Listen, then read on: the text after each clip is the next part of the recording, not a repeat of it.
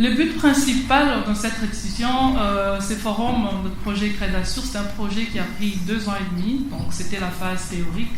On a fait les tours donc, de quelques provinces, quelques villes de la RDC, de la Belgique. C'est dans le but de pouvoir faire l'état des lieux, donc de la situation qui touche les relations d'affaires, qui touche l'entrepreneuriat, qui touche l'accompagnement des entrepreneurs, qui touche l'accompagnement des investisseurs en RDC.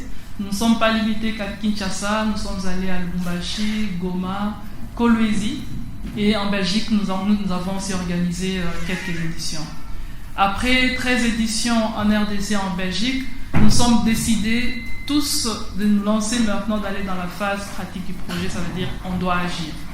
Alors pour agir, on n'est pas seul, donc on collabore avec plusieurs ministères, nous collaborons avec plusieurs entreprises du secteur public comme privé, et ensemble nous allons établir une feuille de route pour suivre les actions qui pourront accompagner les développements économiques de la RDC et améliorer le climat des affaires et faciliter les investisseurs. Il y a quelques années, de plus en plus, les investisseurs étaient découragés, ils n'étaient pas intéressés à venir en RDC, mais petit à petit, ils commencent à regagner confiance et ils sont intéressés à venir investir au Congo. Et pour leur faciliter la tâche, il faut améliorer et préparer les terrains pour eux. Donc voilà la raison de cette restitution. Donc demain, nous serons avec tous les intervenants, les chefs d'entreprise, quelques ministres qui seront là pour ensemble voir comment on pourrait améliorer le climat des affaires dans plusieurs secteurs. Nous avons 7 salons et parmi les 7 salons, on a les financements parce que c'est le gros problème, la base de tout, c'est les financements. Donc les problèmes de financement, l'accès au financement n'est pas facile. Donc c'est un problème qui touche toutes les classes et tous les secteurs. C'est pour ça que nous nous sommes dit qu'il fallait commencer par les financements. On a les banques, les institutions de microfinance et nous avons les différents fonds. Après les financements, on aura les assurances. Donc comme vous le savez, le secteur des assurances vient d'être libéralisé il n'y a pas très longtemps, mais on voit comment la croissance, donc le secteur est en train d'évoluer.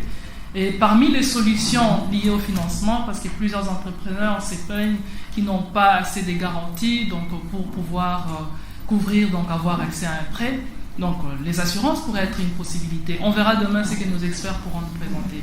À part les assurances, nous avons aussi l'agriculture, nous avons la formation professionnelle, l'entrepreneuriat, les secteurs agricoles, les mines et l'autonomisation de la femme. Et avec le bon climat des affaires qui se fait de plus en plus, nous avons entendu les chiffres de notre ministre de Finances qui a montré qu'il y a beaucoup d'améliorations en RDC. On se rend compte que beaucoup d'entrepreneurs sont en train de venir. Il n'y a pas longtemps, je ne sais pas si je dois le dire, mais je le dirai quand même.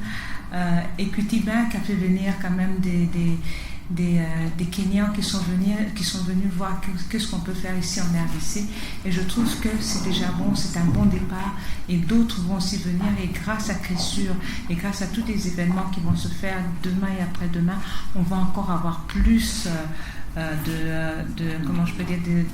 des investisseurs. Moi je travaille dans les assurances, et comme vous l'avez compris, Crédassure insiste beaucoup sur les assurances comme étant une solution à pas mal de problèmes.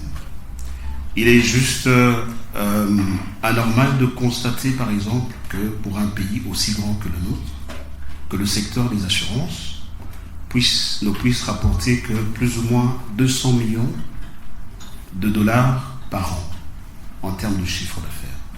C'est dire que chez nous, le potentiel dans le secteur des assurances est réel, il est énorme, et je pense que Crédassure justement voudrait apporter ce son de cloche qui pourrait permettre